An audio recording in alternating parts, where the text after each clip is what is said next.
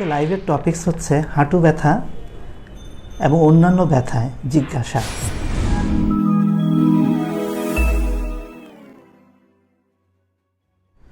আপনাদের যদি কোনো প্রশ্ন থাকে সেটা আপনারা লাইভ চলাকালীন সময়ে কমেন্ট করতে পারেন। আপনার বয়স, পারলে উচ্চতা, নাম এবং সমস্যার বিস্তারিত সেটা যদি বলেন তাহলে খুব ইজিলি প্রশ্নটার সমাধান দেওয়া যাবে। তো আমরা একটা হাঁটু ব্যথা নিয়ে পোস্ট করেছিলাম লাইভের, সে পোস্টের অলরেডি বেশ কিছু কোশ্চেন আসছে। সেই কোশ্চেনগুলো দিয়ে কোশ্চেনের উত্তর দিয়ে আমি শুরু করি। ইফাত শুভ উনি প্রশ্ন করেছেন, রাতে ঘুমাতে প্রবলেম, পায়ের মাসল খুব শুলায় মানে ব্যথা করে, চাপ দিলে ভালো লাগে, হাঁটুর নিচ থেকে পায়ের পাতা পর্যন্ত বেশি ব্যথা করে, আমার কি করণীয় জানাবেন। ওনার বয়স লিখেছেন 32, ওজন 42 কেজি, হাইট 6.3 ইঞ্চি। তার মানে বোঝা যাচ্ছে যে ওনার সব কিছু মিলিয়ে ওনার যে প্রবলেমটা সেটা হচ্ছে মূলত তার হাঁটুর নিচে পায়ের মাংসপেশিতে ব্যথা।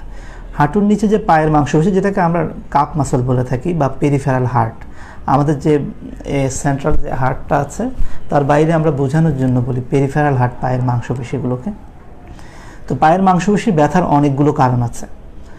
তার মধ্যে একটা কারণ হচ্ছে যে আপনার ধরুন ডিহাইড্রেশন যদি হয়, পানির শূন্যতা যদি হয়, তাহলে কিন্তু এই প্রবলেম হতে পারে।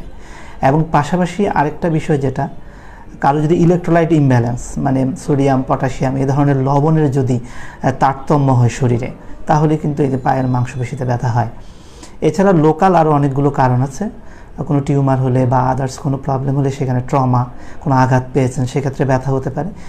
আর এসব কোনো আঘাত ছাড়াও কিন্তু ব্যথা হতে পারে, বিশেষ করে দীর্ঘমেয়াদী ব্যথা, যেটাকে আমরা রেস্টলেস লেগ সিনড্রোম বলে থাকি বা নকটার্নাল লেগ সিনড্রোম বলে থাকি। সেটা কি আমি একটু ব্যাখ্যা করি। রাতের বেলা অনেকে দেখা যায় যে পায়ের মাংসপেশিগুলো চাবায়, কামড়ায়, অনেকে এসে আমাদের কাছে বলে, এবং অনেকটা পা যদি উনি নাড়ান তখন দেখা যাচ্ছে যে ব্যথাটা কমে যায়, বা কেউ যদি একটু ম্যাসেজ করে দেয় তাহলে ব্যথাটা কমে যায়। আর অন্যথায় কিন্তু ওনার ঘুমেও সমস্যা হয় এক্ষেত্রে।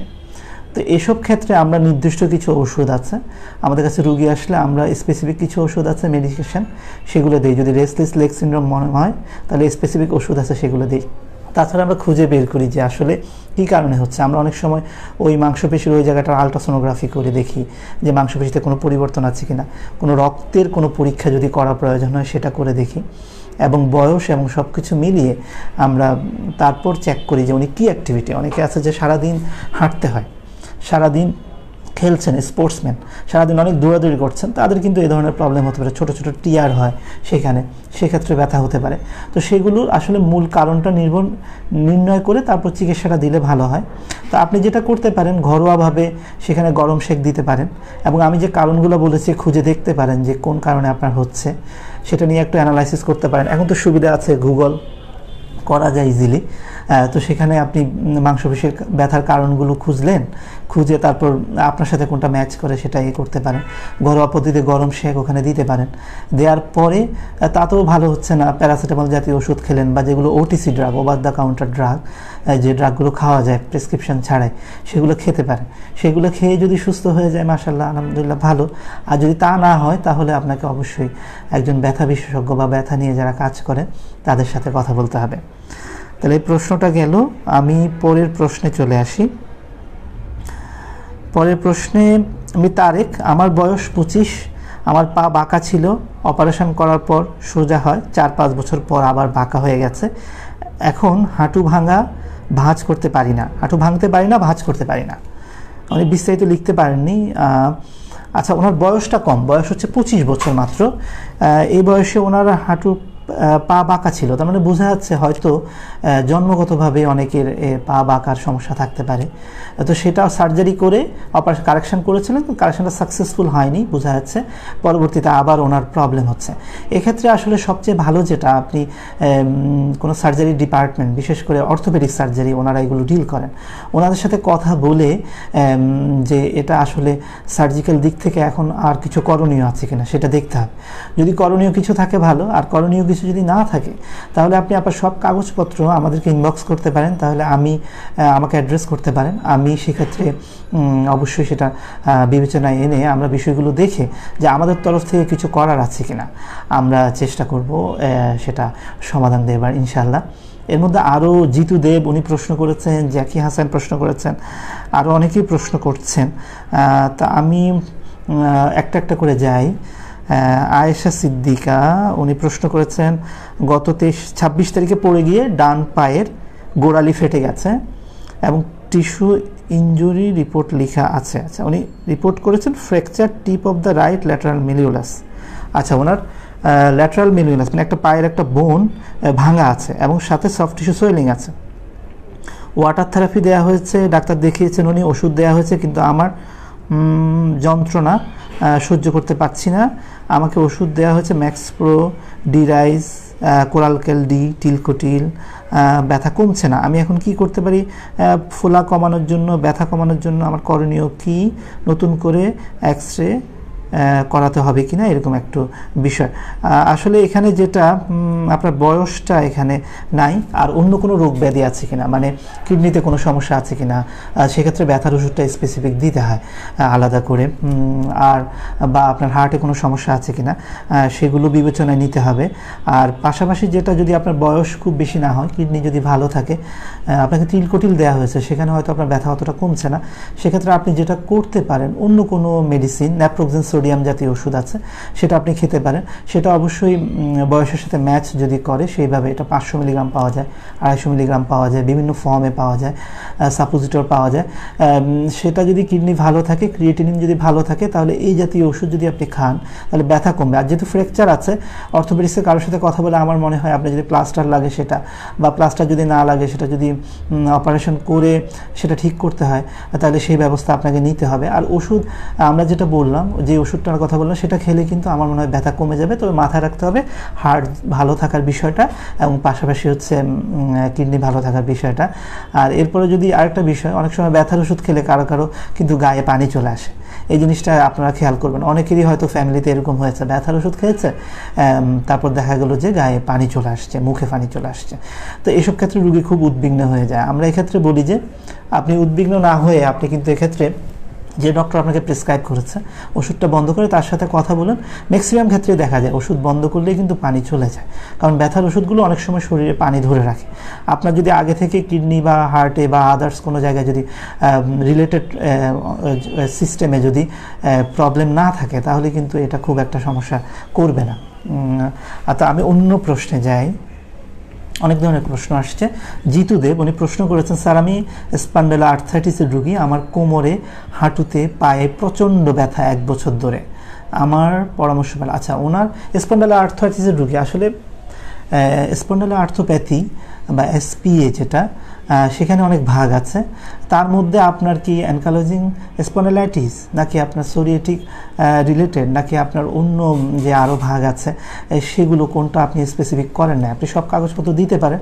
সাধারণত স্পন্ডেলা আর্থোপ্যাথি হচ্ছে একটা অটোইমিউন ডিজিজ, মানে এই রোগে দেখা যায় রুগীর কোমর ব্যথা থাকতে পারে, বিভিন্ন জয়েন্টে ব্যথা থাকতে পারে, এবং স্পাইনের একদম দেখা যায় ঘাড়ে ব্যথা থাকতে পারে তাদের, এবং জয়েন্ট ফুলে যেতে পারে, চোখে প্রবলেম হতে পারে, এবং তাদের স্কিনে সমস্যা থাকতে পারে।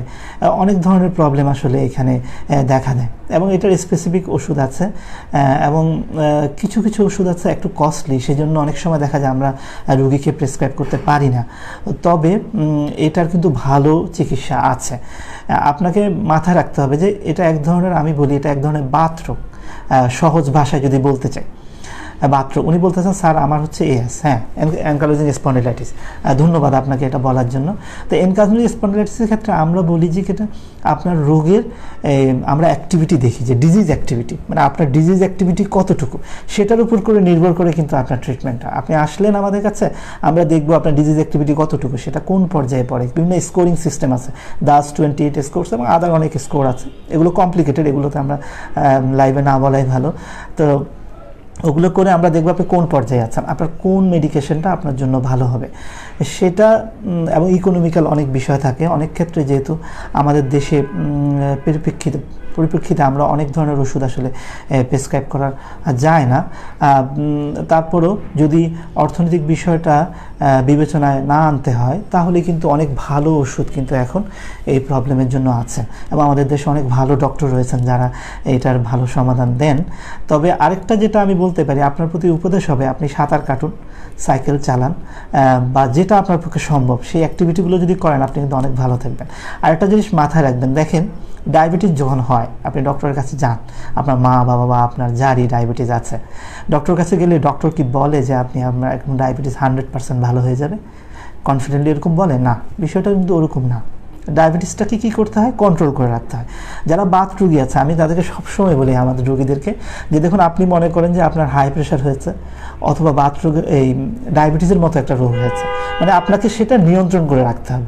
আপনি ওষুধ খাবেন, ওষুধ খেয়ে সেটা নিয়ন্ত্রণে রাখবেন। প্রথম দিকে হয়তো আপনাকে ডক্টরের কাছে বারবার যেতে হবে, কিন্তু পরবর্তীতে আপনি যখন নিজে এডুকেটেড হয়ে যাবেন তখন কিন্তু আপনাকে কম পরিমাণ যেতে হবে, এবং নির্দিষ্ট কিছু ব্লাড টেস্ট আছে সেগুলো করে আমরা মনিটরিং করে কিন্তু আপনাকে একটা ভালো ট্রিটমেন্ট দিতে পারবো এবং আপনি অনেক ভালো থাকবেন। তো জিতু দেব, আপনাকে ধন্যবাদ। আশা করি আপনি প্রশ্নের উত্তর পেয়ে গেছেন।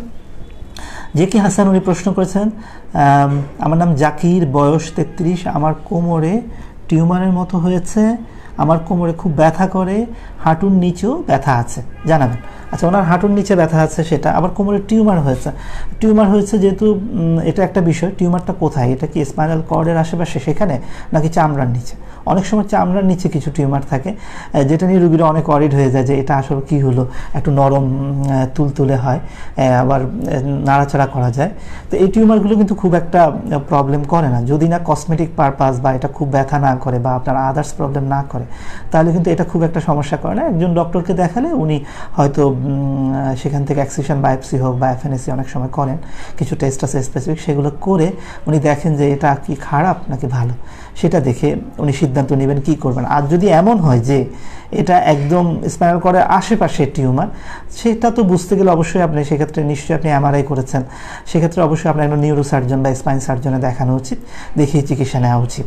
আর আপনার হাঁটুর নিচেও ব্যথা আছে, অনেক সময় দেখা যায় কোমরের ব্যথাটা কিন্তু হাঁটুতে চলে যেতে পারে। মানে আমরা আজকে যদিও মেইন টপিক ছিল হাঁটু ব্যথা, অন্য অনেক প্রশ্ন আসছে, আমি প্রশ্নগুলোর উত্তর দেওয়ার চেষ্টা করছি। তার মধ্যে একটু হাঁটু ব্যথা নিয়ে বলি। হাঁটু ব্যথার কিন্তু অনেকগুলো কারণ আছে, তার মধ্যে 3টা হচ্ছে প্রধান কারণ। কি কি? 1 নম্বর হচ্ছে অস্টিওআর্থ্রাইটিস, এক ধরনের। 2 নম্বর হচ্ছে রিউমাটয়েড আর্থ্রাইটিস। এই 2টা হচ্ছে বড় কারণ। এর পাশাপাশি দেখা যায় ওই যে উনি বললেন যে স্পন্ডাইলোআর্থ্রোপ্যাথি, সেটাও কিন্তু একটু বড় কারণ। আর অস্টিওআর্থ্রাইটিস হচ্ছে একটা ক্ষয়জনিত রোগ, বয়স্কদের মেনলি হয়, মহিলাদের বেশি হয়, পুরুষদের একটু কম হয়। আর পাশাপাশি যেটার কথা বললাম স্পন্ডাইলোআর্থ্রোপ্যাথি, এগুলো কিন্তু বাত রোগ। রিউমাটয়েড আর্থ্রাইটিস সেটাও নিকে হাঁটুকে ইনভলভ করে, সেটাও বাত রোগ। তো এই 3টা হচ্ছে মেইন কারণ। এছাড়া কিন্তু আরও অনেক কারণ আছে, যেমন হাঁটুর চারপাশে দেখবেন, হাঁটু হচ্ছে কিন্তু আমাদের শরীরের সবচেয়ে বড় একটা জয়েন্ট। আমাদের যে একটা গ্রুপ আছে ফেসবুকে, Dhaka pain and spine care, সেখানে আমি কিন্তু হাঁটু ব্যথা নিয়ে কয়েকটা লেখা অলরেডি লিখেছি। আপনারা যারা পড়েছেন সেটা আপনারা জানেন যে হাঁটু ব্যথার 3টা কারণ, এছাড়া আরও কারণ আছে। সেই কারণগুলো বুঝতে গেলে হাঁটুর অ্যানাটমিটা, মানে গঠনটা একটু বুঝতে হয়। কীরকম গঠন? হাঁটুতে বড় 2টা বোন থাকে, উপরে যেটা থাকে সেটা হচ্ছে ফিমার বা আমরা উরুর হাড় বলি, আর নিচে থাকে টিবিয়া বা শিন বোন, আর সামনের দিকে একটা থাকে সেটা চাকতির মতো, সেটাকে আমরা বলি প্যাটেলা। তো এরা মিলেমিশে কিন্তু এই বড় জয়েন্টটা গঠন করে। এবং হাঁটু এমন একটা জয়েন্ট যে আপনি যদি হাঁটতে যান, চলাফেরা করতে যান, হাঁটুকে আপনার ব্যবহার করতে হবে। তার মানে হাঁটুও কিন্তু আপনার সুস্থ থাকতে হবে। হাঁটু সুস্থ না থাকলে কিন্তু আপনি অ্যাক্টিভ থাকতে পারবেন না। তো হাঁটুর এই হাড় ছাড়া এখানে অনেকগুলো লিগামেন্ট থাকে স্কিনের নিচে, এবং ট্যান্ডন থাকে অনেকগুলো, এবং একটা সাইনোভিয়াল মেমব্রেন থাকে, যে মেমব্রেনটা থেকে এক ধরনের লিকুইড তৈরি হয়, যেটাকে আমরা ভিসকাস বলি। এই ভিসকাসটা অনেকটা হচ্ছে যাদের গাড়ি বা হুন্ডা যেটাই বলেন, যে কোনো গাড়ি, সেখানে ইঞ্জিন অয়েল বা মোবিলের মতো থাকে, যাতে করে ঘর্ষণটা কম হয়, বাজে শব্দ না হয়। আমাদের কিন্তু সৃষ্টিকর্তা ওইভাবে তৈরি করেছেন, সেখানেও এক ধরনের পিচ্ছিল পদার্থ আছে, যেটাকে আমরা সাইনোভিয়াল ফ্লুইড বলি। ফলে কিন্তু এই হাড়গুলোর মাঝে ঘর্ষণটা এক্সেসিভ হয় না, খুব বেশি হয় না। খুব বেশি ঘর্ষণ না হওয়ার কারণে ফলে দেখা যায় আমরা ব্যথা পাই না, ফ্রিলি মুভ করছি। এখন যখন দেখা যায় অস্টিওআর্থ্রাইটিস হয়, এক ধরনের ক্ষয় রোগ হয়, তখন দেখা যায় যে এই হাঁটুর যে বোনসগুলো আছে, বোনসগুলোর চারপাশে কিন্তু এরকম বোনসগুলোর নিচের অংশটা বা টিবিয়ার উপরের অংশটা এক ধরনের কুশন, অনেকটা চেয়ারের নিচে যে পায়া আছে, পায়ার নিচে যে কুশন দেয় আমরা যাতে নষ্ট না হয়, ওরকম কুশন দেওয়া থাকে, যাকে তরুণ আস্তি আমরা বলি, কার্টিলেজ, সেটা ক্ষয় হয়ে যায়, ফলে পরিমাণ মতো সাইনোভিয়াল ফ্লুইড তৈরি হয় না, ফলে কিন্তু দেখা যায় আরও ওই ঘর্ষণটা বেড়ে যায় এবং ব্যথা বেড়ে যায়, এবং অনেক সময় পানি চলে আসে, মানে ফুলে যায় জায়গাটা অনেক সময় দেখা যায় অনেক দিন ধরে থাকলে।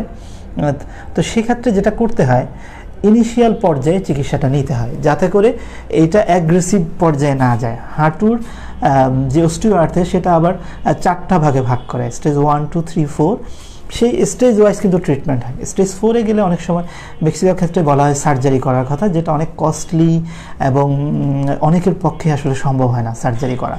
সবাই চায় যে সার্জারির বিকল্প কোনো চিকিৎসা আছে কিনা। সার্জারির বিকল্প চিকিৎসায় যদি আপনাকে নিজেকে ক্যান্ডিডেট হিসেবে রাখতে হয়, তাহলে কিন্তু আপনাকে ইনিশিয়াল পর্যায়ে ট্রিটমেন্ট করতে হবে।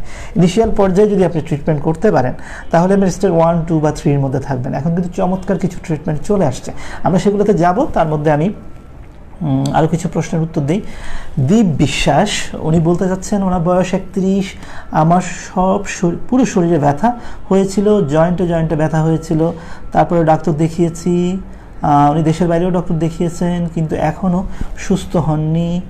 এবং উনি বলতে চাচ্ছেন, আচ্ছা হ্যাঁ, ওনার মেরুদণ্ডে এখনও অনেক ব্যথা আছে, শীতের দিনে প্রচুর ব্যথা হয়, ঠান্ডা লাগাতে পারি না, ব্যথায় ঘুমাতে পারি না। তার মানে ওনার প্রচণ্ড ব্যথা হচ্ছে, মানে দীর্ঘমেয়াদী ব্যথার রোগী। তো এই ধরনের রোগীদের ক্ষেত্রে কিন্তু ভালো মতো ইভ্যালুয়েশন করতে হয়। দীর্ঘমেয়াদী ব্যথার রোগীদের ক্ষেত্রে আমি যেটা বলি, আপনাকে আগে নিজেকেও কিন্তু একটু জিনিস বুঝতে হয় নিজের শরীর সম্পর্কে। কীরকম?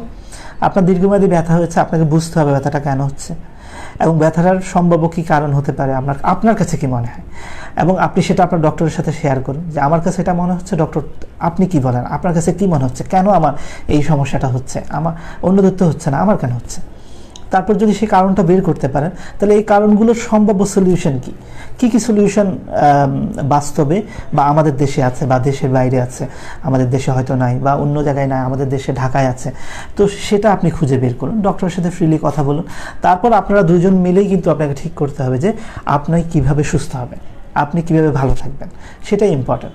সেটা দুজন মিলে ঠিক করে আপনি যদি পারেন, তাহলে কিন্তু আপনি বেটার রেজাল্টটা পাবেন। তো আপনার ক্ষেত্রে আমার পরামর্শ হচ্ছে, যেহেতু আপনার জয়েন্টে ব্যথা, আপনি অনেক জায়গায় দেখিয়েছেন, সুস্থ হচ্ছেন না, আপনি কী ওষুধ খেয়েছেন আমরা জানি না, এভাবে সরাসরি আপনার ক্ষেত্রে ওষুধ বলার থেকে আমার মনে হয় আপনি সব কাগজপত্রগুলো আমাকে অ্যাড্রেস করে পাঠাতে পারেন, ইনবক্সে পাঠাতে পারেন বা আমাদের ইমেল করতে পারেন।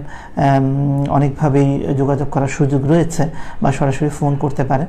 তাহলে আপনার কাগজপত্রগুলো দেখে কী ধরনের আপনি ট্রিটমেন্টে সেটা দেখে তারপর আমরা ডিসিশন নিব, আমরা আপনার ক্ষেত্রে কী ধরনের সমাধান দিতে সক্ষম।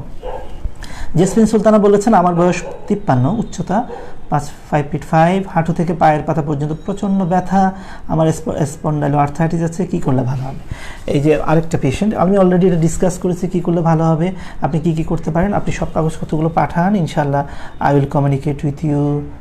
রাজ্জাক রাজ, আসসালামু আলাইকুম স্যার। ওয়ালাইকুম আসসালাম রহমতুল্লাহ। রাজ্জাক রাজ, কেমন আছেন আপনি? আশা করি ভালো আছেন। দীপ এস, হ্যাঁ, আপনার কোশ্চেনটা আমরা অলরেডি অ্যান্সার করেছি। MS আরিফ উনি বলতে চাচ্ছেন, আমার গোড়ালিতে ব্যথা হয়, গোড়ালিতে হিল স্পার হয়েছিল। আচ্ছা, উনি এক্সরে করেছেন, সেখানে হিল স্পার পেয়েছেন। সালফাসালাজিন ট্যাবলেট দীর্ঘদিন খাওয়ার পরে কমেছিল, ইদানিং আবার হাঁটুতে ব্যথা, স্থায়ী কোনো সমাধান আছে? একজন ডিমাটোলজি দেখিয়েছি, ঘন ঘন সমস্যা দেখা যায়। মানে ওনার প্রবলেম বয়স 28, অল্প, দেখুন আপনার অল্প বয়সেই কিন্তু এই প্রবলেমগুলো হচ্ছে। এই জিনিসটাই মানে এই অনেকে ভাবে যে বয়স বেশি হলে মনে হয় ব্যথা আসবে, কম বয়সে কীভাবে রোগীদের এত ব্যথা হয়। আর দেখেন, কিন্তু আমরা যে কয়েকটা পেশেন্ট দেখলাম এর মধ্যে, যাদের সাথে কথা বললাম, ম্যাক্সিমামই কিন্তু কম বয়স, একজন 55, কিন্তু বাকিদের বয়স কিন্তু 30-এর কাছাকাছি বা 30-এর নিচে, কেউ 25-22 আছে। আপনার ক্ষেত্রে আমার পরামর্শ, আপনার হিল স্পার ছিল। আসলে হিল স্পারের একটা বিষয় আমি বলি, হিল স্পারের জন্য কিন্তু ব্যথা হয় না। হিল স্পার মানে কি, আপনার পায়ের যে গোড়ালির যে হাড়টা আছে ক্যালকেনিয়াম, তার যে স্কিন এবং হাড়ের মাঝখানে কিন্তু একটা পর্দা থাকে। এই পর্দাটার উপরে ওই যে বোনসটা আছে ক্যালকেনিয়াম, সেখান থেকে একটা স্পারের মতো এক্সট্রা একটা বোন বা ওভারগ্রোথ হয়। সেটার জন্য কিন্তু আসলে সবসময় ব্যথা হয় না। ব্যথা হয় কিন্তু মূলত প্লান্টার ফাশাইটিস, যে পর্দাটা থাকে সেই পর্দাটা ওভার ইউজের কারণে, বা সেখানে ইনফ্লামেশন হতে পারে। যে আপনার যে রোগটা হয়েছে SPA, সেটা কিন্তু ওই পায়ের গোড়ালি থেকে এফেক্ট করার কারণে দেখা যায় সেখানে প্রদাহ হয় এবং ব্যথা করে। তো এসব ক্ষেত্রে আসলে মূল রোগটা চিকিৎসা দিতে হবে। আর আপনি একটা কাজ করতে পারেন, বাজারে দেখবেন হিল কুশন পাওয়া যায়, লিখে রাখতে পারেন, হিল বা ভিডিওটা পরে দেখলে আপনি বুঝবেন, হিল কুশন পাওয়া যায়। সেই হিল কুশনটা আপনি ব্যবহার করুন পায়ের তলায়। আর আপনি যখন জুতা কিনবেন অবশ্যই বিকালবেলা কিনবেন, কারণ বিকালবেলা আমাদের পাটা একটু বড় থাকে, তাহলে সাইজটা ম্যাচ করবে, এবং হিল কুশনটা যদি ইউজ করেন তাহলে অনেকটা কমে আসবে। আর পাশাপাশি আমরা ইদানিং যেটা করি আমাদের তরফ থেকে, আমরা কিন্তু পায়ের গোড়ালের আল্ট্রাসাউন্ড করি, আমরা নিজেরাই করি চেম্বারে। আল্ট্রাসাউন্ড করে আমরা দেখি পর্দাটা আসলে কি মোটা না দুই পাশের পর্দায় কি ঠিক আছে, সেটা দেখে যদি দেখি যে আমরা প্লান্টার ফাশাইটিস মনে হচ্ছে, তাহলে কিন্তু চমৎকার একটা ট্রিটমেন্ট কিন্তু সেখানে অ্যাভেলেবেল আছে, সেটা দেওয়ার সুযোগ আছে। তো সেখানে আমরা যাব। তবে আপনার ক্ষেত্রে মূলত মূল যে রোগটা আপনার বাত রোগ যেটা SPA, সেটার কিন্তু চিকিৎসা জরুরি, সেটা করলে অনেকটা কমবে। আমিনুল ইসলাম, এরপর অনেকে ধন্যবাদ দিয়েছেন। জেকি হাসান, আপনাকেও স্বাগতম। আমিনুল ইসলাম তিনি প্রশ্ন করেছেন অনেকগুলো প্রশ্ন। আসসালামু আলাইকুম স্যার। ওয়ালাইকুম আসসালাম। আমি ডায়াবেটিস, খালি পেটে 7, খাবার 2 ঘন্টা পরে 16, এখন আমার কী করলে নিয়ন্ত্রণ রাখতে পারি? এটা যদিও আমাদের আজকের টপিক্সটা একটু বাইরে, তারপরও যেহেতু উনি প্রশ্ন করেছেন নিরাশ না করি। আমার খালি পেটে 7 এবং খাবার 2 ঘন্টা পরে 16। এখন একটা বিষয় আছে, আপনার কি নতুন করে ডায়াবেটিস ধরা পড়েছে, নাকি আপনি আগে থেকেই ডায়াবেটিক, আপনি ওষুধ খাচ্ছেন তারপরেও কন্ট্রোল হচ্ছে না? এই বিষয়টা ইম্পর্টেন্ট। যদি নতুন করে ধরা পড়ে সেক্ষেত্রে আমরা ইনিশিয়ালি কিছু বলা হয় 3D diet, drug and exercise. আপনি ব্যায়াম করবেন, ডায়েটিং করবেন, নিয়ম মতো খাবারের বিষয় আছে, এবং সাথে ওষুধ খাবেন। আর যদি এরকম হয় আপনার আগে থেকে ওষুধ খাচ্ছেন, ডায়েটিং করছেন, ব্যায়াম করছেন, তারপরও আপনার ডায়াবেটিস কন্ট্রোল হচ্ছে না, তাহলে আপনার ওষুধের পরিবর্তন লাগতে পারে। সেক্ষেত্রে আমরা একটা পরীক্ষা আছে HbA1c বলে, যেটা দিয়ে গত 3 মাসের মধ্যে আপনার ডায়াবেটিসটা বোঝা যায়, সেটা আমরা করি। সেটা করে আমরা কিন্তু একটা চেক আপ করে, বা অনেক সময় before lunch, after lunch, before dinner, after dinner, এই ধরনের টেস্ট করে একটা ডায়াবেটিক চার্ট করেন ডায়াবেটিস ডক্টররা, এন্ডোক্রাইনোলজিস্টরা, ওনারা করে তারপর ডিসিশন নেন কোন ওষুধটা ভালো হবে। আপনার তো যেহেতু 16 হয়ে গেছে, একটু বেশি, অনেক সময় ইনসুলিন লাগতে পারে, তো আমার ভালো হবে আপনার এন্ডোক্রাইনোলজিস্ট মানে ডায়াবেটিক বিশেষজ্ঞ একজনকে দেখান, সেটাই বেটার। এমডি সুজিত হোসাইন উনি প্রশ্ন করেছেন, আমার বাবার হাড় ক্ষয়ের সমস্যা আছে, অনেক ডক্টর দেখিয়েছে কিন্তু সঠিক সমাধান পাচ্ছে না। আচ্ছা, এই একটা বিষয়, আমাদের কাছে অনেক রোগী আসে, এসে বলে যে স্যার আমার আসলে হাড় ক্ষয় হয়ে গেছে, আমি আগে এক্সরে করেছি, আমার হাড় ফাঁকা হয়ে গেছে, আমি আগে এক্সরে করেছি, এখন কি করব? আসলে হাড় ক্ষয়ের জন্য কিন্তু সবসময় ব্যথা হয় না। ইনিশিয়াল পর্যায়ে অনেক সময় দেখা যায় হাড় ক্ষয়ের জন্য ব্যথা হয় না, আদার অনেক কারণ থাকে, সেক্ষেত্রে কিন্তু স্পেসিফিক ট্রিটমেন্ট আছে। আর এখন একটা বিষয় যে হাড় ক্ষয় বা হাড় নরম হয়ে যাওয়া, আমরা যেটা বলি, এগুলো কিন্তু যাতে ক্ষয়টা আর না বাড়ে বা হাড়টা যাতে নরম না হয়, তাহলে কিন্তু এখন কিন্তু ডায়েটের পাশাপাশি বেশ কিছু মেডিসিনও পাওয়া যায়। এটা যদি যারা অনেক বেশি বয়স্ক হয় তাদের ক্ষেত্রে আমরা অনেক সময় BMD করি, একটা পরীক্ষা, যেটা দিয়ে বুঝি আমরা যে হাড়ের কোয়ালিটি কী, সেই অনুসারে কিন্তু ট্রিটমেন্ট দেওয়া যায়। আর যদি এমন হয় যে কোমরের আপনার অনেকগুলো ডিস্কে প্রবলেম হয়, অনেক সময় ডিজেনারেশন আমরা বলি, সেই ডিজেনারেশন মানে বয়সজনিত প্রবলেম, সেখানে পানি কমে যেতে পারে বা আদার্স প্রবলেম হতে পারে, তাহলে কিন্তু সেই অনুসারে চিকিৎসা দেওয়া যায়। তবে আপনি যেহেতু অনেক ডক্টর দেখেছেন, বোঝা যাচ্ছে যে আপনার সঠিকভাবে হয়তো ডায়াগনোসিস এখনও হয়নি। আসলে আমি সবসময় বলি যে ডায়াগনোসিসটা ইম্পর্ট্যান্ট। আপনার ট্রিটমেন্টটা কিন্তু সহজ, ট্রিটমেন্ট তো ইয়েস আর নো, সেটা খুব ইজিলি করা যাবে, কিন্তু ডায়াগনোসিস যদি কোনো ডক্টর আপনার করতে পারেন যে হ্যাঁ আপনার এই কারণে ব্যথা হচ্ছে, তাহলে কিন্তু চিকিৎসা দেওয়া সহজ, মানে স্পেসিফিক টার্গেটে আপনি অ্যাটাক করলেন। আর যদি এরকম হয় যে ডায়াগনোসিসটা কনফার্ম না, আপনার মনে হচ্ছে এটাও হতে পারে, এটাও হতে পারে, এটাও হতে পারে, তাহলে অনেক ওষুধ লাগবে এবং অনেক জায়গাতে আমাদেরকে অ্যাটাক করতে হয় সুস্থ করার জন্য, কিন্তু সেক্ষেত্রে কিন্তু রুগীর অনেক সময় ভালো হয় না। সেই জন্য ডায়াগনোসিসটা আসলে কনফার্ম করতে হবে। এই যে সমাধান পাচ্ছেন না, ডায়াগনোসিসটা আসলে ঠিক হয়নি। আরেকজন প্রশ্ন করেছেন জিতু দেব, স্যার আমার হিমোগ্লোবিন 8.5 একটু কম। Yes sir. আচ্ছা ইয়েস স্যার, 137 অনেক বেশি, আমার রক্ত কমে যাচ্ছে, আমি 2-3 বছর ধরে ইটোরিকক্সিব খাচ্ছি, কোনো সমস্যা হবে? হ্যাঁ, 2-3 মাস ধরে আপনি ইটোরিকক্সিব খাচ্ছেন, এটা মোটেও ভালো কোনো না। আপনি কিন্তু আমি ওষুধ না খেলে একদম হাঁটতে পারি না। আচ্ছা আচ্ছা, বুঝতে পেরেছি। আসলে আপনার ইএসআর কিন্তু অনেক বেশি, তার মানে আপনার ডিজিজ অ্যাক্টিভিটি অনেক বেশি, আপনার ডিজিজ মডিফাইং ড্রাগ লাগবে, শুধু ইটোরিকক্সিব দিয়ে হবে না। তবে আরও কিন্তু অ্যানাসাইড তো অনেক, এটা একটা অ্যানাসাইড গ্রুপের ড্রাগ, আরও অনেক ধরনের আছে, আমরা এই জিনিসটা একটু কম প্রেফার করি দীর্ঘদিন খাওয়া। আরও কিছু ড্রাগ আছে যেটা আপনি দীর্ঘদিন খেলে, এটা অনেক ধরনের এসিক্লোফেনাক জাতীয় ড্রাগ বা আরও ড্রাগ আছে যেগুলো আর একটু সেফ আমরা বলি, সেক্ষেত্রে এগুলো আপনি ইউজ করতে পারেন। যদিও অনেক সময় বলা হয় যে এক একটার এক একটা ড্রাগ আরেকটা ড্রাগের উপর যে অনেক বেশি মানে পার্থক্য সেটা বলে না, তো সূক্ষ্ম কিছু পার্থক্য আছে, সেটা ডক্টরই ভালো ঠিক করবেন আপনার জন্য কোনটা বেটার। তবে আমি মনে করবো যে আপনার স্যার যেহেতু হাই ডিজিজ অ্যাক্টিভ অনেক বেশি, আপনার ডিজিজ মডিফাইং ড্রাগ আপনার ক্ষেত্রে জরুরি। এখন কিন্তু অনেক ধরনের ডিজিজ মডিফাইং ড্রাগ আছে, আমি আগেও বলেছি অলরেডি আমাদের বাংলাদেশে অ্যাভেলেবল, এবং আপনি এটা নিতে পারেন। নিলে কিন্তু আপনার এই যে ওষুধগুলো খাচ্ছেন সেটা কিন্তু পরিমাণ কমে যায়, আপনি রিমিশনে চলে যাবেন। রিমিশন মানে হচ্ছে একটা পিরিয়ডে চলে যাওয়া যেখানে গিয়ে আপনি ভালো থাকবেন, ব্যথার ওষুধ খেতে হবে না। জেসমিন সুলতানা, ধন্যবাদ স্যার। কাগজপত্র কীভাবে পাঠাবো জানাবেন। কাগজপত্র খুব ইজিলি পাঠানো যায়, আমাদের ওই যে ইনবক্স, এখানেও ইনবক্স করতে পারেন আমাদেরকে, আমাদের পেজে, আমাদের ফেসবুক পেজে যেতে পারেন ডিপিএসসিবিডি, আমরা যেখানে এখন আছি, ইনস্টাগ্রামে যেতে পারেন ডিপিএসসিবিডি, ইউটিউবে যেতে পারেন ডিপিএসসিবিডি, সব জায়গায় আমাদের একটা গ্রুপ আছে Dhaka pain and skin care, সেখানে যেতে পারেন, সেখানেও অ্যাড্রেস পাবেন, আপনি আমাদেরকে ইনবক্স করতে পারেন, অথবা আমাদের ইমেল অ্যাড্রেস আছে সেখানে আপনি করতে পারেন।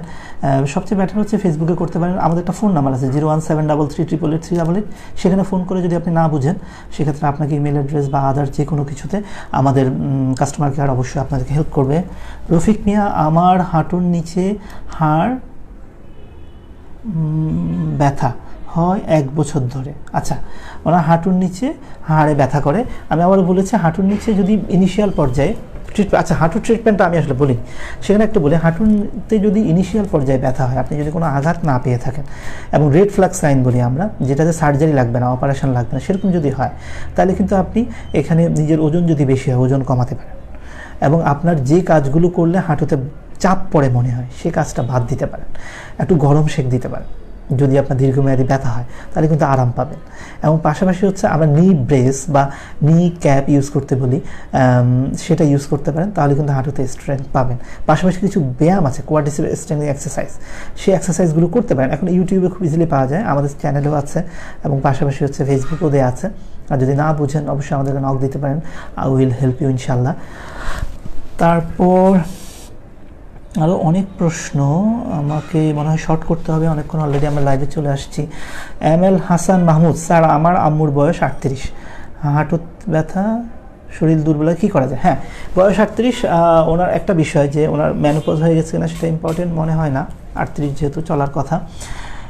হাঁটুর ব্যথার ক্ষেত্রে আমরা বললাম যে আপনি এই ব্যায়াম করবেন বা ইনিশিয়াল পর্যায়ে, তাহলে যদি এরকম হয় যে ব্যায়াম করছি, নিয়মকানুন মানেছি, তারপরেও ভালো হচ্ছে না, তাহলে ডক্টর দেখাতে হবে, এবং ডক্টর আপনাকে কী করবেন সেটা আমি একটু বলি। এখানে প্রথম কথা হচ্ছে ডায়াগনোসিস, কী কারণ হচ্ছে, আমি 3টা প্রধান কারণ, এছাড়া আরও অনেক কারণ আছে। বার্সাইটিস বলি, টেন্ডনগুলোতে প্রবলেম, টেন্ডিনাইটিস বলি, প্যাটেলোফিমোরাল সিনড্রোম আছে, আদার অনেক সিনড্রোম আছে, এবং অনেক সময় কোমরের ব্যথাও হাঁটুতে যায়, সেটা হতে পারে, সেখানে ট্রমা হতে পারে, সেখানে ইনফেকশন হতে পারে, সেসব কারণে হয়।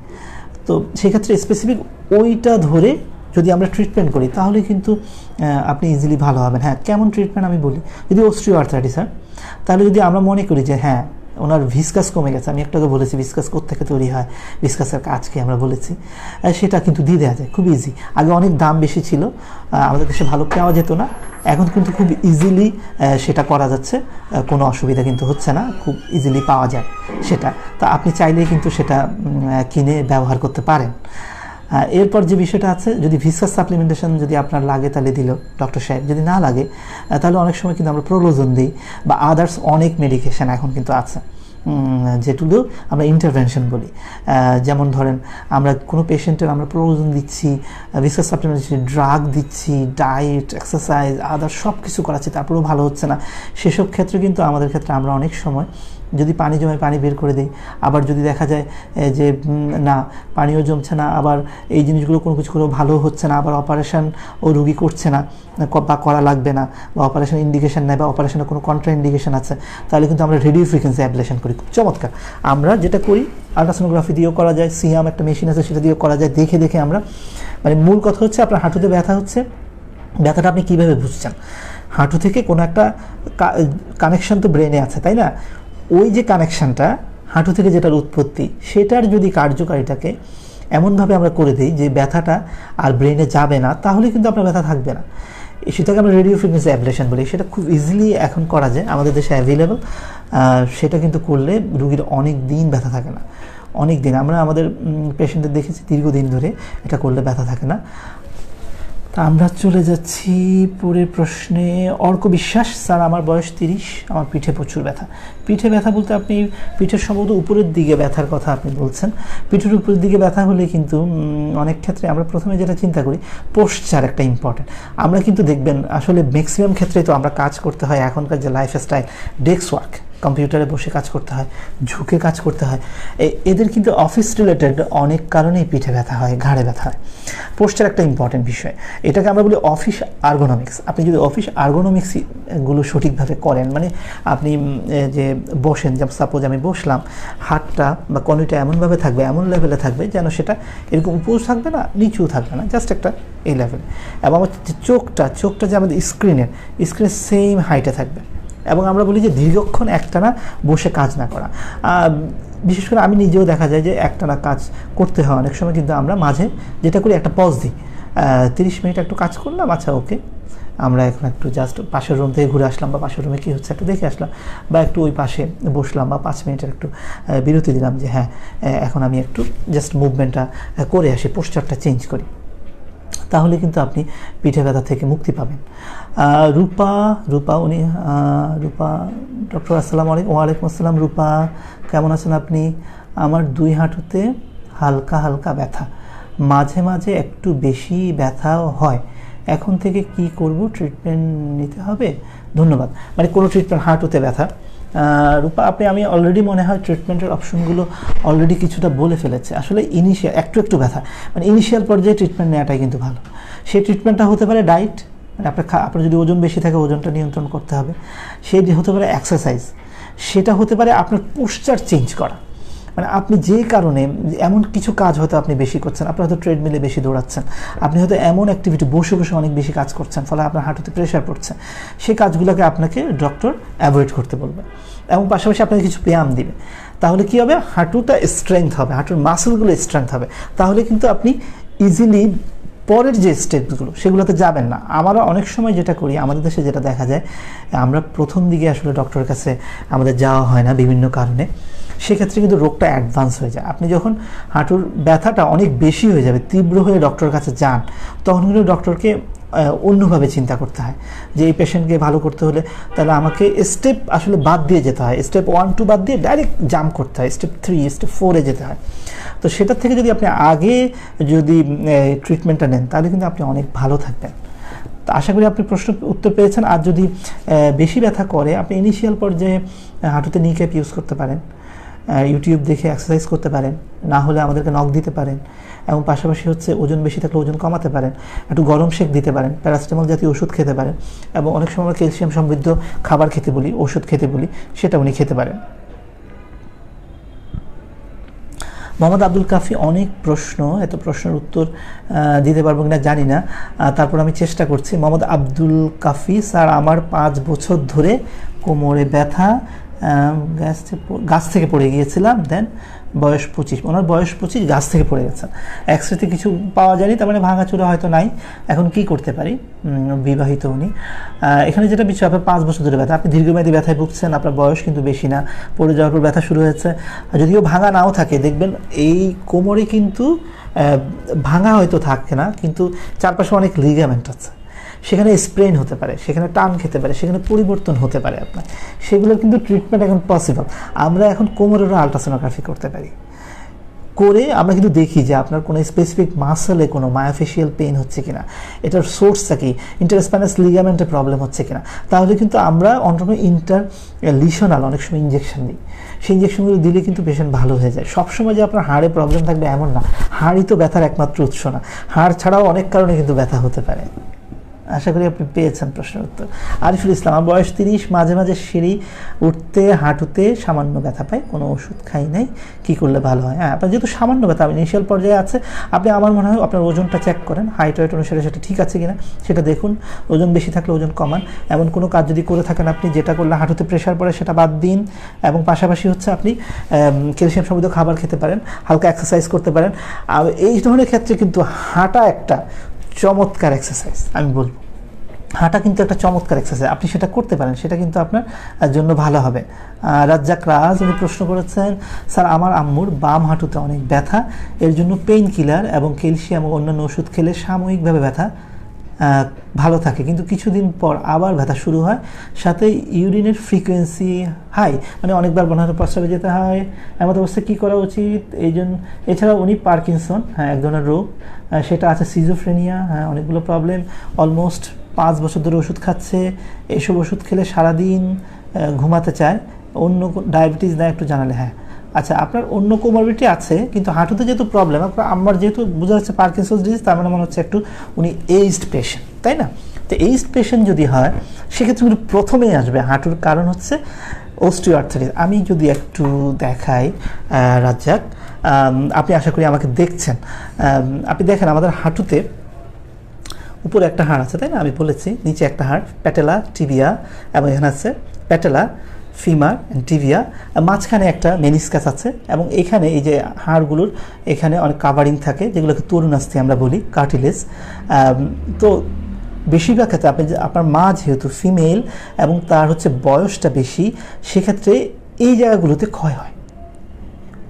ক্ষয় হলে এই ব্যথাটা কমতে চায় না, কারণ যখন ক্ষয় হয়ে যাবে হাড়গুলো কাছাকাছি চলে আসবে, এবং আমি আগেই বলেছি যে ওখান থেকে যে ফ্লুইডটা তৈরি হয় সেই ফ্লুইডটা কিন্তু পরিমাণ মতো তৈরি হবে না, তৈরি না হলে কিন্তু ব্যথা হবে। তাহলে সেক্ষেত্রে আমরা বাইরে থেকে যদি ফ্লুইড ওরকম মনে হয় যে ফ্লুইড কমে গেছে, ভিসকাস সাপ্লিমেন্টেশন আমরা করে দিতে পারি, আমরা প্রলোজন দিতে পারি, এবং প্রলোজন এগুলোতে যদি আমরা কাজ না করে, আমরা অনেক সময় দেখা যায় অনেক বেশি ব্যথা, আমরা স্টেরয়েড জাতীয় ওষুধ দিই। তারপরে হচ্ছে যখন ব্যথা কমে যায় আস্তে আস্তে ওনাকে রিহেবিলিটেশন করে আমরা আগের পর্যায়ে নিয়ে আসি। এবং এগুলো তো আর্লি পর্যায়ে, আমি একটা কথা এখনও বলিনি, পিআরপি আমরা ইউজ করি, স্টেম সেল আমরা ইউজ করি। এই ট্রিটমেন্টগুলো আগে আমাদের দেশে ছিল না। আমাদের দেশ থেকে অনেকে বাইরে যেতেন, গিয়ে বলতেন যে ডক্টর বলেছেন যে এখানে অপারেশন করতে হবে হাঁটুর। আমি বাইরে গেলাম, কি জানি আমাকে একটা ইঞ্জেকশন দিল, খুব বেশি দামও না, আমি তো এখন ভালো, মাশাল্লাহ। এই জিনিসগুলোই কিন্তু এখন আমাদের দেশে চলে আসছে, যেটা পিআরপি। পিআরপি যদি এমন একটা জিনিস, এটা একদম ন্যাচারাল কেন বললাম? এটা রুগীর শরীর থেকে আমরা ব্লাড নিই, সামান্য পরিমাণ ব্লাড আমরা নিই, সেটা নিয়ে আমরা যেটা করি সেটাকে মেশিনে প্রসেস করে আমরা হাঁটুতে দিয়ে দিলে কী হয়, তার যদি ক্ষয় থাকে ক্ষয়টা কিছুটা রিজেনারেট করে। সারা দুনিয়া কিন্তু এখন রিজেনারেট করতে চায়। যেমন আমার স্কিনের প্রবলেম, আমি চাই যে স্কিনের ডক্টর দেখি একটু রিজেনারেট করা যায় কিনা, কীভাবে আরেকটু বিউটিটাকে ধরে রাখা যায়, বয়সটাকে কীভাবে ধরে রাখা যায়, আমার হাঁটুর এটা ক্ষয় হয়ে গেছে, এটা কীভাবে রিজেনারেট করা যায়। 100% এখনও সাকসেসফুল না হলেও অনেক ক্ষেত্রে কিন্তু দেখা যায় স্টেম সেল বা পিআরপি এগুলো দিলে রিজেনারেটও হচ্ছে কিছুটা, এবং পাশাপাশি দেখা যায় যে অন্তত ওনার স্টেজ 2-তে ছিলেন, উনি 2-তে থাকেন, 3-তে যাচ্ছেন না, 4-এ যাচ্ছেন না, বা গেলেও এটা দেরি হচ্ছে, ডিলে হচ্ছে, যেটা অনেক বড় একটা অ্যাচিভমেন্ট, যেটা আগে ট্রিটমেন্ট ছিল না। সেই পিআরপি যদি আপনি দিতে পারেন, যদি আপনার মায়ের ক্ষেত্রে সেটা প্রযোজ্য হয়, ডক্টর দেখেই সিদ্ধান্ত নেবেন, তাহলে কিন্তু ভালো এই পাবেন। আরেকটা বিষয়, পিআরপি কি, আমাদের ইউটিউব চ্যানেলে কিন্তু আমরা অনেকগুলো ভিডিও দিয়েছি, এবং আমার নিজেরও আছে, আমাদের ডক্টর যারা আছেন অনেকেরই ভিডিও আছে, আপনি কিন্তু ইজিলি সেটা ব্রাউজ করতে পারেন, বাংলায় ভিডিও, সব কিছু আপনি আশা করি বুঝতে পারবেন। এবং এরপরে যদি কোনো কোয়ারি থাকে সরাসরি আমার সাথে কথা বলতে পারেন, অথবা ইমেল করতে পারেন, অথবা আমাদের ফেসবুক ইনবক্সে নক দিতে পারেন। তো আশা করি রাজ্জাক, আশা করি আপনার প্রশ্নের উত্তর পেয়েছেন। সাইদুর রহমান শিপলু, ও doctor Shiplu, very nice.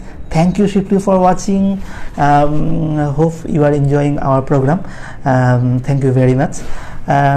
MD Sajal sir, আমার শরীরের জয়েন্টে ব্যথা আছে, ব্যথার ওষুধ খেলে ভালো হয়, 2-3 দিন আবার অন্য জায়গায় আসে, আমার বয়স 30, এই সমস্যা 2 বছর ধরে। আপনার 2 বছর ধরে জয়েন্টে ব্যথা, আমার মনে হচ্ছে যে কি আপনার ভালো হয়নি, ডায়াগনোসিস হয়নি। ডায়াগনোসিস যদি ভালো না হয় তাহলে কিন্তু আপনি ভালো হবেন না। আমি সবসময় রোগীদেরকে বলি, আগে আমাদেরকে একটু সময় দিন ডায়াগনোসিস করার জন্য, আর কী জন্য আপনার প্রবলেমটা সেটা যদি আমি ধরতে পারি, তাহলে কিন্তু আপনি সুস্থ হওয়ার জন্য অনেক দূর এগিয়ে গেলেন। কারণ আপনি ইজিলি বলতে পারেন, হ্যাঁ আমার এটা হয়েছে, তাহলে এটার ফেট কি, এই রোগের ফেটটা আমরা বুঝতে পারবো। হ্যাঁ এটা কি ভালো হবে, এটা কি 80% ভালো হবে, এটা 90% ভালো হবে, এটা 100% ভালো হবে, নাকি এটা 10% ভালো হবে, ইজিলি আপনাকে আমরা এটা বলে দিতে পারছি। ফলে আপনার ফেটটা আছে। ব্যথার রোগীদের একটা বড় প্রবলেম কি, তারা কিন্তু বিভিন্ন ডাক্তারের কাছে যায়। এক ডাক্তারের কাছে গেলেও ভালো হচ্ছে না, আরেকজনের কাছে যায়, তারপর ওনার কাছে ভালো হচ্ছে না, আরেকজনের কাছে যায়, মনে হয় যেন ওনার কাছে গেলে মানে আমি ভালো হব। ওইটা না করে নির্দিষ্ট একজন ডক্টরের কাছে থেকে সময় নিয়ে, যার সাথে আপনার ম্যাচ করে, আপনি মনের কথাটা খুলে বলতে পারেন, সময় নিয়ে আপনাকে দেখে, সেখানে গিয়ে আপনি রোগটা ডায়াগনোসিস করুন যে এই কারণে আমার এটা, তারপরে কিন্তু ট্রিটমেন্ট খুব ইজি। জীবন তেমাং আমি বলে রাখি, আমাদের নেপালি ছোট ভাই Jiban Tamang writing the inspirational.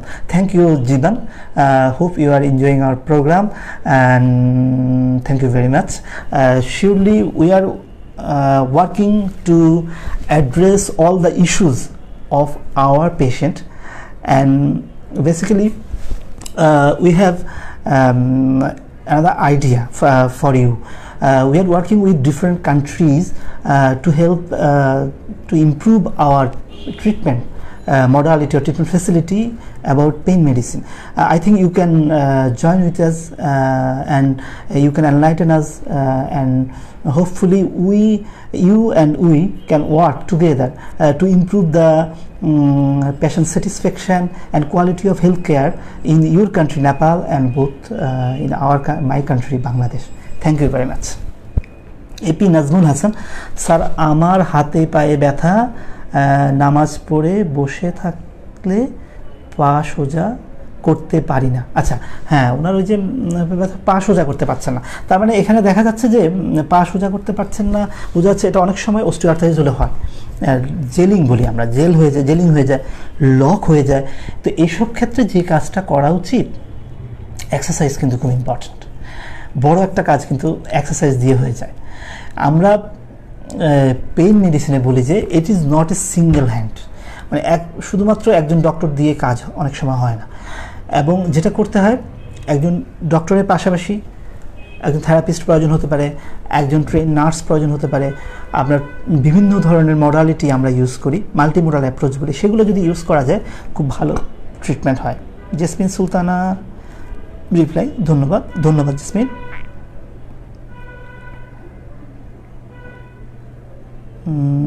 রূপা ধন্যবাদ, ওনার প্রশ্নের উত্তর পেয়েছেন সেজন্য ধন্যবাদ দিচ্ছেন আমাদেরকে।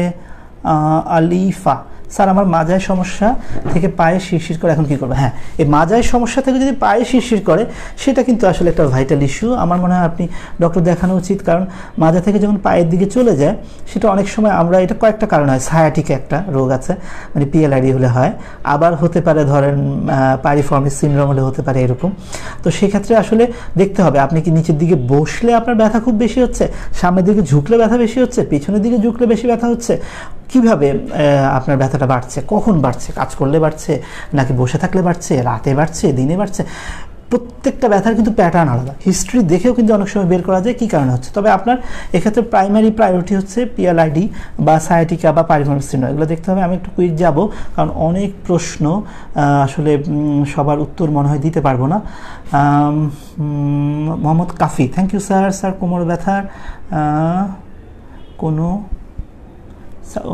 কোনো ব্যায়াম সাজেস্ট করবেন? আচ্ছা, কোমর ব্যথার জন্য কোনো ইনজেকশন? আচ্ছা, আসলে বিষয় কি, ইনজেকশন তো একটা পদ্ধতি। আসলে সবাই মনে করে যে আমি ইনজেকশন দিয়েছি, আরে বাবা, ইনজেকশনটা একটা পদ্ধতি, ট্যাবলেটও একটা পদ্ধতি, তাই না? নাপা যেমন একটা প্যারাসিটামল ট্যাবলেট, আবার ক্যান্সারেরও ট্যাবলেট আছে। তাহলে আমি যদি বলি যে আমি সব ট্যাবলেট খেয়েছি, তাহলে তো হলো না। ইনজেকশন অনেক ধরনের আছে, এখন সেটা কোনটা আপনার প্রয়োজন সেটা আপনাকে দিতে হবে। কিছু কিছু ইনজেকশন আছে 6 ঘন্টা, 7 ঘন্টা, 8 ঘন্টা, 12 ঘন্টা কাজ করে। এই ইনজেকশন দিয়ে তো লাভ নেই, সেটা হয়তো সাময়িক, আপনি আজকে খুব ব্যথা, আজকে দিলাম, এখন একটু ব্যথাটা কমলো, কিন্তু কালকে তো আবার ব্যথা চলে আসবে। তো সেক্ষেত্রে সেই ইনজেকশন দিয়ে তো লাভ নেই। যেটা দিতে হবে, যেটা আপনাকে দীর্ঘস্থায়ী একটা, দীর্ঘমেয়াদী একটা সমাধান দিবে, সেই ইনজেকশনটা দিতে হবে। এবং সেটার আগে ডায়াগনোসিস করতে হবে কী সমস্যা। যদি ডায়াগনোসিস করা যায় তাহলে কিন্তু সেটা খুব ইজি হয়ে যায়। হ্যাঁ, এখন আপনি বলতে পারেন যে আপনার কী ইনজেকশন দিই। বিভিন্ন ধরনের ইনজেকশন আছে, যেমন কোমরে ব্যথার জন্য আমরা ওজন ডিস্ক নিউক্লাসিস করি, কোমর ব্যথার জন্য আমরা পিআরপি দিই, কোমর ব্যথায় আমরা রুট ব্লক করি, আমরা রেডিও ফ্রিকোয়েন্সি অ্যাবলেশন করি, তারপর অ্যান্ডোস্কোপি ডিস্কটেক্টমি করা যায়, লেজার করা যায়, অনেক ধরনের অপশন কিন্তু এখন চলে আসছে। এবং অনেক কিছু আমরা বলিও না, ইন্টারসেপ্ট প্রসিডিউর আছে, আরও অনেক ধরনের প্রসিডিউর আছে, যেগুলো কিন্তু এই যে ব্যথার আগে দেখা যেত কোমরে ব্যথার অনেক সময় কারণ বের করা যেত না, ফলে ট্রিটমেন্টটা হতো গদবাঁধা। এখন কিন্তু কারণটা বের করে ফেলা যায়, আর যেহেতু কারণ বের করা যায় সেক্ষেত্রে কিন্তু ট্রিটমেন্টটা অনেক ক্ষেত্রে ইজি। আরও অনেক প্রশ্ন, রফিকুল হক, আমার হাঁটুতে ব্যথা, 2 হাতে জয়েন্টে অসাড় হয়ে যায়, কিটকিট করে। হ্যাঁ, ওর হাঁটুতে ব্যথা অলরেডি কিন্তু আমি এটা বলেছি আপনার। হাঁটু ব্যথা কী করতে হবে? ইউরিক অ্যাসিড নিয়ন্ত্রণের জন্য কিছু বলেন। আচ্ছা, সম্রাট বিল্ডার্স, বারিহাট থেকে সম্রাট বিল্ডার্স, উনি বলছেন যে ইউরিক অ্যাসিড নিয়ন্ত্রণের জন্য কিছু বলেন। হ্যাঁ, ইউরিক অ্যাসিডের সাথে ব্যথার একটা সম্পর্ক আছে, তবে ইউরিক অ্যাসিড বেশি থাকলেই যে কিন্তু আপনার ব্যথা হবে তা কিন্তু না। অনেকের আছে ইউরিক অ্যাসিড বেশি কিন্তু ব্যথা হচ্ছে না। ইউরিক অ্যাসিডের জন্য যেটা করতে হয়, যদি আপনার ইউরিক অ্যাসিড বেশি থাকে, শরীরে ইউরিক অ্যাসিড তৈরি করে এমন খাবার সেটা কম খেতে বলি। কীরকম? যে কোনো অর্গান মিট, অর্গান কি? কিডনি, লিভার, ব্রেন, মগজ ভুনা বলেন বা কলিজা ভুনা বলেন বা কলিজা, এই খাবারগুলো কিন্তু অ্যাভয়েড করতে হবে। আগে বলা হতো ডাল জাতীয় খাবারগুলো অ্যাভয়েড করতে, এখন বলা হয় অতটা অ্যাভয়েড না, কম খেতে বলে। তবে আপনাকে অর্গান মিটটা অ্যাভয়েড করতে হবে এবং কিছু ওষুধও অ্যাভয়েড করতে হয়, যেমন থায়াজাইড ডায়াবেটিক্স, এই রিলেটেড ওষুধগুলো কিন্তু অ্যাভয়েড করতে হয়। আরও কিছু ওষুধ আছে যেগুলো শরীরে ইউরিক অ্যাসিড বাড়িয়ে দিতে পারে, সেগুলো অ্যাভয়েড করতে হয়। এবং ইউরিক অ্যাসিড বাড়ার প্রকৃত কারণ বের করতে হয়, যে কী কারণে ইউরিক অ্যাসিড বাড়ছে। এটা কি কোনো কনজেনিটাল কোনো কজ আছে, নাকি খাবারের কারণে হচ্ছে, নাকি আদার্স কোনো রোগের কারণে হচ্ছে, সেটা দেখে তারপর যদি সিদ্ধান্ত নেওয়া যায় তাহলে কিন্তু আপনি ভালো থাকবেন। আশা করি আপনি প্রশ্নের উত্তর পেয়ে গেছেন। মোহাম্মদ কাফি স্যার, আমার ওয়াইফের সাথে, আচ্ছা, দুইজনেই আসলে ওনার কোমরে ব্যথা হয়। আশা করি প্রশ্নের উত্তর পেয়ে গেছেন। সোহাগ জ্যোতি, লিয়াকত আলী, আমার ইউরিক অ্যাসিড বেশি, কোমরের পাশে জয়েন্টে ব্যথা, কি করব? হ্যাঁ, অলরেডি আমি বলেছি ইউরিক অ্যাসিড বেশি হলে কী করা যায়। তো আরও কিছু প্রশ্ন, সিঁড়িতে ওঠানামা করলে হাঁটুতে ব্যথা করে, এটা আমি বলেছি, এটা আর্লি সাইন। সিঁড়িতে ওঠানামা করলে হাঁটুতে ব্যথা করে মানে এটা হচ্ছে প্রাথমিক পর্যায়ে। আপনি তাড়াতাড়ি ডক্টর দেখান, ডক্টর দেখিয়ে প্রাথমিক পর্যায়ে যদি ট্রিটমেন্ট করা যায় তাহলে অনেক ভালো। তো আমার মনে হয় আজকে এখানে শেষ করি। আরও অনেক প্রশ্ন আসছে, সবার প্রশ্নের উত্তর দিতে পারছি না। ইনশাল্লাহ আগামীতে আবারও লাইভে আসছি, আপনাদের অনেক প্রশ্নের উত্তর দিব ইনশাল্লাহ। আরেকটা কথা, যেটা সবাই আমাদের জন্য দোয়া করবেন, আমরাও সবার জন্য দোয়া করি। সবাই ভালো থাকবেন, সুস্থ থাকবেন।